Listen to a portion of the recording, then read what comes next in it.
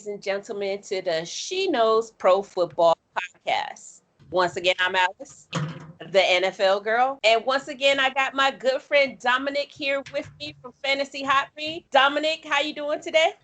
I'm not too bad. I do have a couple of things that we need to talk about before we get started, though. First one is, how do you think Doug Marrone and Bill O'Brien are now going to do on the coaching staff in Alabama? I don't know if you heard, but Marrone is now the offensive line coach there in Alabama, and Bill O'Brien's now the offense coordinator, so they should be getting jobs again soon. The other thing that I'm kind of nervous, I was kind of nervous about at first, but I was at McDonald's last week with my sister, and this guy in a Tennessee shirt walked up to me and handed me a rolled up McDonald's bag with a bunch of paper in it. So I was like, oh, so I opened it up and it was just a bunch of newspaper. I said, what the hell is this? And he said, what, do you think I was Jeremy Pruitt? I just want you to throw it away. So it kind of pissed me off a little bit. We just can't let that Tennessee joke go, huh? You guys, he's not going to let me live down the fact that my head coach was garbage and we are in the middle of another controversy. So what can I say, people? I cannot defend what my school does. I never can. Hey, at least they got a new head coach today. Huzzah for that. Hopefully this time they get it right. Well, you guys, we have finished the championship round. We got Super Bowl. It's still a week away. Can you believe it is going to be the Kansas City Chiefs facing the Buccaneers? My goodness. Talk about the old school versus new school. That's going to be a fascinating game to watch, and I look forward to it. But in the meantime, we got a whole week before that happens. And what we decided here to do at She Knows Pro Football is to go ahead and hand out our own awards. That's right. If Sporting News can do it and pro football writers can do it, we can do it too, dagnabbit. And so we are handing out the first annual She Knows Pro Football Awards. And so therefore, we are going to sit here and go through all of our awards, starting right at the top with our MVP for the 2020. Dominick, please explain to me why our MVP, both of us chose the same person, is Aaron Rodgers.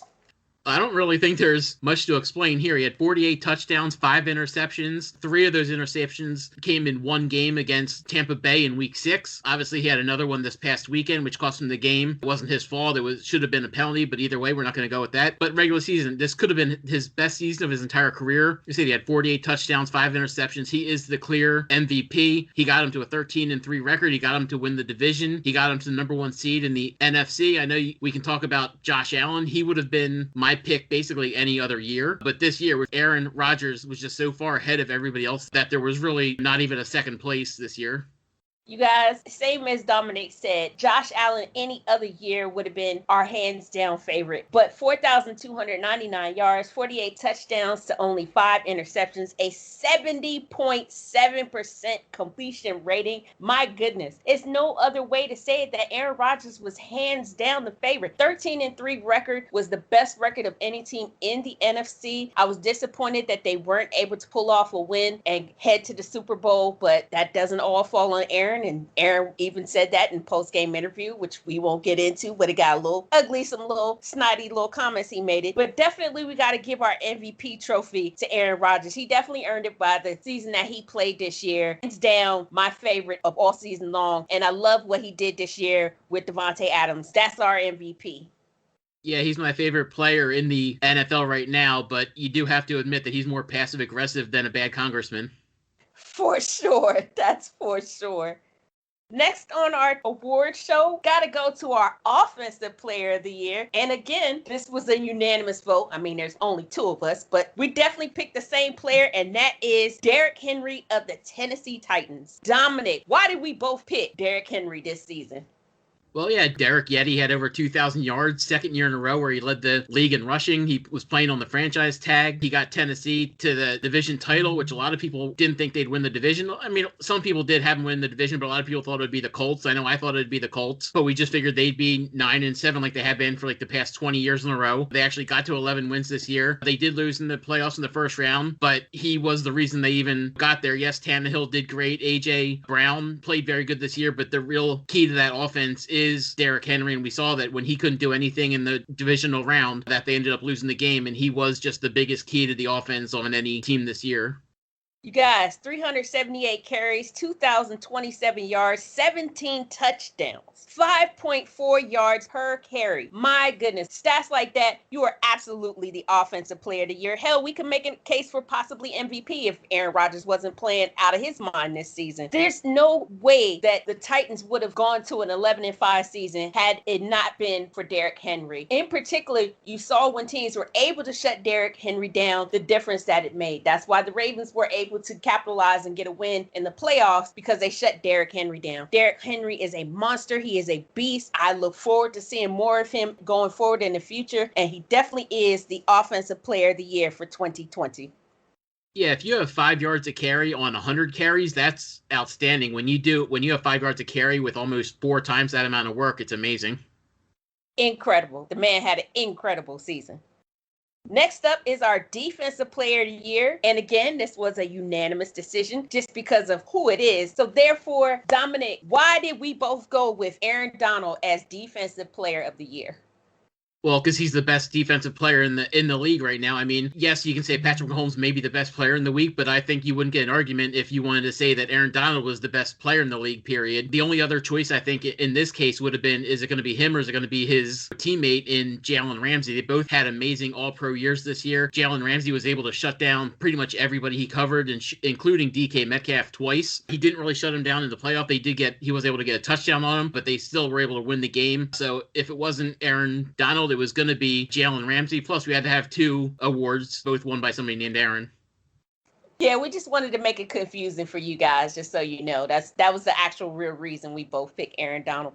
Again, same thing. If it wasn't Aaron Donald, it was going to be Jalen Ramsey, and I kind of went coin toss on this because how well both of them played. Aaron Donald, 27 solo tackles, 13 and a half sacks, 4 forced fumbles on the season. He had a hell of a season. Not surprising, it's Aaron Donald, you guys, and if you've seen him over the last few years, he has absolutely earned Defensive Player of the Year the way he has been playing for this team. I would like to see more out of the Rams going forward, but it's not because their defense hasn't played well. That more falls on that offense. So absolutely, Aaron Donald was our defensive player of the year. So got to give it to him again. And the most amazing thing about those 13 and a half sacks is that he is a defensive tackle. He's not even a defensive end, who are normally the pass rushers. The tackles are normally like the run stoppers and stuff, and he's still busting through the double team and triple teams to get to the quarterback at a massive rate. Which is just so amazing. And the fact that he still got 4 forced fumbles as well. 27 solo tackles, you guys. That's incredible numbers at the defensive tackle position. The man is just outstanding to watch. Next up on our award show, we got Rookie of the Year. Now, this is different than our offensive and defensive Rookie of the Year. This is the outstanding rookie, person whose numbers and stats just blew our mind. And again, it was a unanimous decision. We both went with Justin Herbert of the Chargers. Dominic, why did we go with Justin Herbert as Rookie of the Year? Yeah, like you said, he was incredible. He was my favorite quarterback coming into the league this year. I just liked him, and not just because I really enjoy watching Oregon, but I just thought he was going to be really good in that offense, and it turns out he was. He broke the all-time record for passing touchdowns by a quarterback, even though he didn't play the whole year, much like Baker Mayfield did a couple years ago, but he even went over that by 5. He had an incredible year. Yes, he had Keenan Allen there, but he didn't really have a whole lot of help. We know that Austin Eckler went out for almost half the year with his massive hamstring injury. Their offensive line was in shambles like it normally is. Their coach didn't know how to manage the clock. It was almost like Andy Reid at the beginning of his career. Their defense dealt with a lot of injuries, and he basically was the team. I know the record didn't really show that well, but he had an amazing year this year, and it's kind of like 4 years ago with Ezekiel Elliott and Dak Prescott, where you didn't really know which one to give it to, so you give one the Rookie of the Year in Dak Prescott, and you give Ezekiel Elliott the Offensive Rookie of the Year. For sure. You guys, Justin Herbert, 4,336 yards, 31 touchdowns to 10 interceptions, a 66.6 completion percentage rating. I'm telling you, this kid was phenomenal. Now, he was on the Chargers, and Chargers always manage to charger up at the end of games and lose on some spectacularly at the end of every single game. That does not fall on the fact that Justin Herbert tried. And again, he didn't start out as the starter. He came in off a horrific injury to Ty God, which hurt my heart that he wasn't able to get the start. But once he went down and they threw Justin Herbert in, he had the job from then on. And for him to throw 31 touchdowns and not even be the starter at the beginning of the season is amazing. This kid is great. He's got a great future going forward. I'm hoping that now that he will have a better head coach there, that'll help him out tremendously. So looking forward to what he does going forward. He definitely was our Rookie of the Year. And next up is our Offensive Rookie of the Year. Hey, this is my favorite guy. And you guys, I pounded the table for him all season long. Once again, unanimous decision on this one. Dominick, why did we both go with Justin Jefferson as our Offensive Rookie of the Year? Well, I'll keep this one short because I know he is your favorite guy, so I'll let you talk about him. But come into the league, last year at LSU, he had a great year with Burrow as well as Clyde Edwards-Helaire. Everybody was afraid that he wasn't going to be able to play outside, that he was just going to be a slot guy. I kind of had those concerns too because he did get 97% of his receptions last year in the slot. They put him outside this year and he just took over. He had 4 straight 100-yard games. He came on really strong at the end of the year, had a lot of touchdowns, broke Randy Ross's rookie record for the team. He just had an amazing year, and I think he's only ascending from here. For sure. You guys, even playing with Kirk Cousins, I don't want to go there. He had a phenomenal season, 1,400 yards and 7 touchdowns. For a rookie, playing on the other side of Adam Thielen, playing with Dalvin Cook in his backfield, and he still managed to get 1,400 yards and 7 touchdowns. Are you kidding me? This kid has such a bright future there. Loved him. When he hit the gritty after every touchdown, it just excited me. I tell you, I love this kid. I pounded the table all season long for him. I'm so glad that he's going to be my Offensive Rookie of the Year. I've been telling you guys all season that that's who it was going to be, and absolutely, I'm so glad it was a unanimous decision because it's nobody else that impressed me as much as this kid did coming into the league. So Justin Jefferson, you're the man, and I love it, and that's my Offensive Rookie of the Year. Next up is our Defensive Rookie of the Year. And again, it was unanimous because I don't even know if there's anybody else on the ballot. Even when it comes to the actual NFL honors, you guys, it may not be anybody else on the ballot when it comes to Defensive Rookie of the Year. And that has to be Washington football team's Chase Young. Dominick, why did we both go with Chase Young? Yeah, I mean, it's very rare that a number 1 or number 2 overall draft pick lives up to his billing in the first year, and he absolutely did that. He was a captain of this team, even though he was just a rookie, although the fact that Dwayne Haskins was also a captain makes you wonder how they picked their captains, but he was on a great defensive line, so he did have some help there, but he was the anchor of that line. He was the best player on the line, even though he was a rookie. He had quite a few sacks. He had quite a few forced fumbles. He just had a monster year for anybody, and to do it as a rookie is great. We know that Aaron Donald, obviously, they play different positions with Young being a defensive end, but he could be that next great defensive line player and take over from Aaron Donald maybe in 2 or 3 years when Aaron Donald is a little bit long in the tooth. I think that Chase Young could be that next guy to take up and take the mantle of the best defensive player in the league. 1,000%. You guys, this kid was so impressive on such a terrible team. Washington is just pure garbage. I'm sorry. I know they won their division, but it was the NFC East, you guys. 7-9 got it done for the NFC East. And even on that squad, he was the most impressive player on that team. Not just on the defense, on that team, he was the most impressive player. Love this kid. You guys, on the year, this kid had 32 solo tackles, 7.5 sacks, and 4 forced fumbles. As a rookie, not only that, he was a captain on that squad. And when you hear him talk in some of the mic'd up segments that aired during the season, you can hear the command he has with his language and the way he was able to fire up his teammates on the offense and the defense. Love this kid. Love the potential he has in the future. I definitely could see him one day being Defensive Player of the Year, not just Defensive Rookie of the Year. Definitely Chase Young earned this award for sure. Next up is our Comeback Player of the Year. And despite Dominick trying to be funny, we both actually agreed on who actually won this award. So, Dominick, explain to me why we both chose Alex Smith as Comeback Player of the Year. Yeah, this one to me honestly is just simple. One, there was no really other candidates that even that we even would think about putting on here. I mean, who else are you going to have? Somebody that came back from like a little minor injury or something. I can't even really think of anybody else that I would even consider on the ballot other than him. I mean, as soon as he took a step on the field, even if it was just at the end of a game to kneel down, he was going to win this award. Yeah, that's pretty much all it is to me. The fact that he was able to do what he did once he got in there, have a couple 300-yard passing games. I knew he got injured again at the end of the year, and I certainly hope he heals up again. I don't think he's going to be the starter there next year. I'm sure he'll be on the team, though, but I don't think he'll be the starter there unless they really don't do anything in the draft. But just the fact he was able to step foot one on the field, period, made him my comeback player of the year. Washington started out having Kyle Allen as their starting quarterback who went down with the season-ending injury very early in the season, and they went with Dwayne Haskins, who turned out to be a bust to the point that he actually was cut from the team. Alex Smith became the starter, and Alex Smith put up impressive numbers for being thrown into the situation that he was thrown into. 1,582 yards, 6 touchdowns to 8 interceptions, which all didn't fall on him. Some of that is just he had some terrible receivers there. Again, won't get into that. 66.7% completion rating. Very impressed with what he was done with the limited capabilities of the receivers and running game that he had there this season. Because again, McLaurin got hurt at one point and Gibson got hurt at one point, and the way that he was still able to hold this team together and still mount some wins. They did end up going to the playoffs, even though they didn't win it. It just what he was able to do this season to carry him that far even is quite impressive. And to see him come back after the horrific injury. If you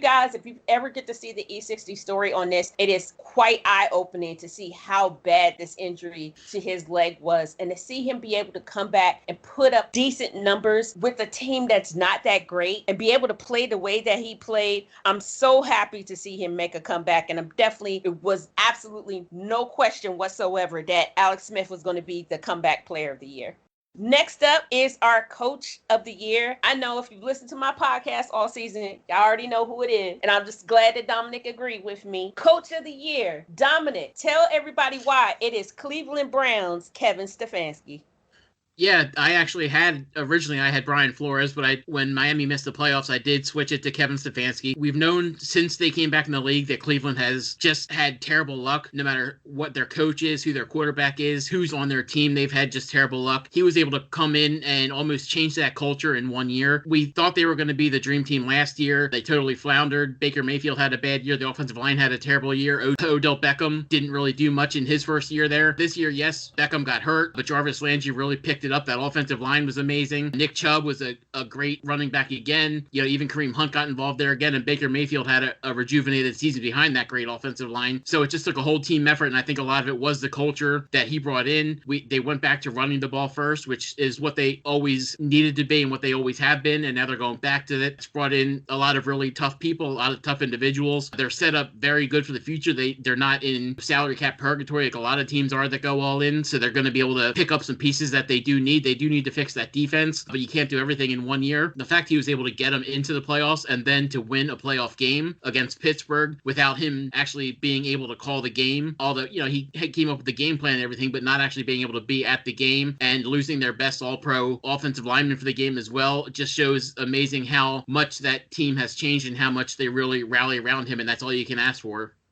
Kevin Stefanski helped lead this team to an 11-5 season and in the playoffs for the first time in 18 years. That is amazing. In one season, you guys. And then they get into the playoffs and they got a wild card win. Now, they lost in the next round, but they did get a wild card win over who? The Pittsburgh Steelers. Everyone said in week 17 when they beat the Steelers, with the Steelers having everyone on rest, everyone's like, well, they're going to get into the playoffs and face the Steelers, and the Steelers are going to have their starters in, and they're going to get stomped. And that's not what happened. They beat the hell out of the Steelers, and I love seeing it. I love the way that Stefanski had this team fired up during this season. Love the way that Myles Garrett had a great season this year. Like what I saw out of Nick Chubb, out of Kareem Hunt. Jarvis Landry had a great season. Baker Mayfield was in a totally different mindset. Even the way he spoke, the way that Baker Mayfield spoke this year, you could hear the way Kevin Stefanski had him thinking in a different mindset. It's not all about Baker anymore. It's about the team. And I love hearing that. That's what a great coach does for his team. And that's what Kevin Stefanski did for the Cleveland Browns this year. And I'm so happy to see it. And like I said, y'all have heard me pound the table for Stefanski all season long. Definitely earned this Coach of the Year. Next up is our most disappointing team. This is the team that we had high expectations for in the offseason and early in the season. We thought that they could do something. Now, this is where we differ. So I'm going to let Dominick start first. And I need Dominick to explain to me why, for him, the Philadelphia Eagles was the most disappointing team. Well, I would have gone with Dallas because I actually would have thought that they would win the division. But with Dak Prescott getting injured, I tried to stay away from any team who dealt with a serious injury. There was no real serious injury on the Philadelphia Eagles. Their biggest disappointment was the coach. Carson Wentz really did absolutely nothing this year. Yes, they brought in Jalen Hurts, and he was helped revitalize them at the end of the year, but it was too little too late. They tied the Bengals, who really didn't do anything the rest of the year either. Miles Sanders, everybody on their team had a disappointing year. Miles Sanders, when your leading receiver basically for most of the year is Travis Fulgham, you really have some issues there. Zach Ertz did absolutely nothing while he was there. He was on IR for a little while, but even when he was there, he did absolutely nothing. Darius Slade did good there coming over from Detroit, but for the rest of the defense, they were very disappointing as well. So just all over this entire team, it was just a very disappointing year. And with Dallas being down without Dak Prescott, this should have been an easy division for the Eagles to run away with, or at least get to a 500 record and win the division. And they did neither one of them. They came in last place, and to me, that just makes them the most disappointing.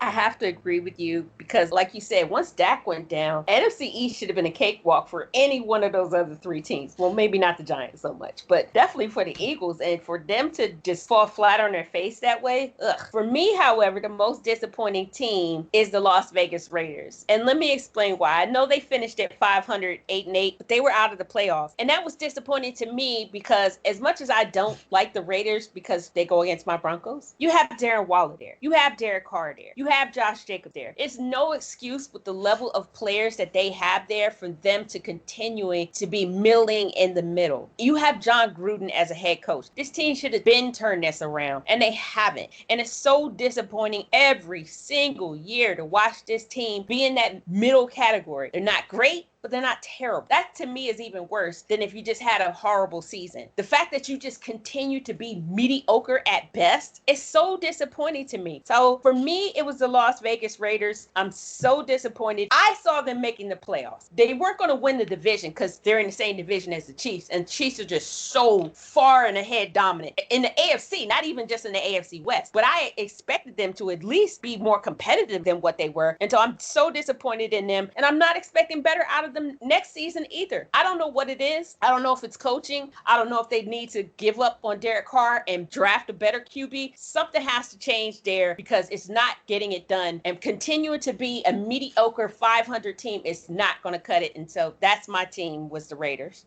Mediocre at best. I think, if I'm not mistaken, I think that's what John Elway said he wants to make the new team slogan for the Broncos. We just got jokes. We're just going to go in on all my teams today, I see, Dominick. Might as well. Next up, we already talked about our most disappointing team. We need to talk about our most disappointing player. This is the player that we had high hopes was going to have an impressive season before the season started. And they just, again, fell flat on their face, and just the numbers just didn't add up to what we expected out of them this season. Dominick, I need you to explain to me why that player for you was Ezekiel Elliott.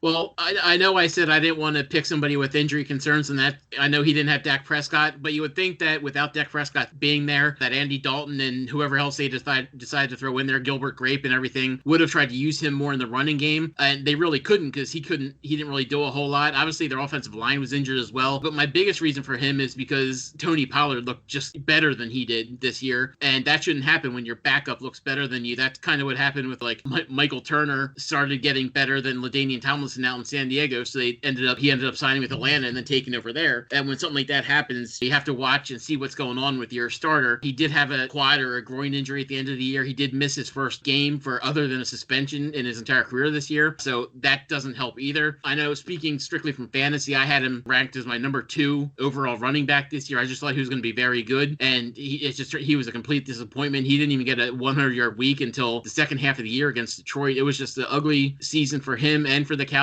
And he was just, to me, it was extremely disappointing that he wasn't able to do more even with backup quarterbacks. Definitely got to agree with you there. The fact that he had numerous games this season where he didn't get over 100 yards is ridiculous. And I know people say, well, you can't really fault him. He didn't have Dak Prescott there. That's not a good enough reason. He had Andy Dalton there. And Tony Pollard still put up better numbers than him. So I'm not buying that one at all. Most disappointing player for me, though, is in that same division is Carson Wentz. You guys, Carson Wentz, 2,620 yards, 16 touchdowns to 15 interceptions, a disappointing, dismal 57.4% completion rating. Come on, you guys. Come on. Again, when Dak Prescott went down, this should have been the Eagles' opportunity to capitalize and run away with that division. And that did not happen. How the hell do you finish last in a damn division? Number one quarterback in that division, which was Dak Prescott, obviously, goes down. There's no excuse for that. None whatsoever. And I'm so disappointed in Carson Wentz and the Eagles as well, but definitely what Carson Wentz did there. And I understand he got injured and he got banged up. His O-line was trash, but there should have been better numbers out of this guy. And I'm just overall just a horrible season, one that hopefully gets wiped from the memories. I know that Peterson is gone now, and hopefully there will be a better future going forward for Wentz. I don't know if that's what's going to be the case, but for the 2020 season, he was a wash. It was terrible, and maybe 2021 will be a better season for him.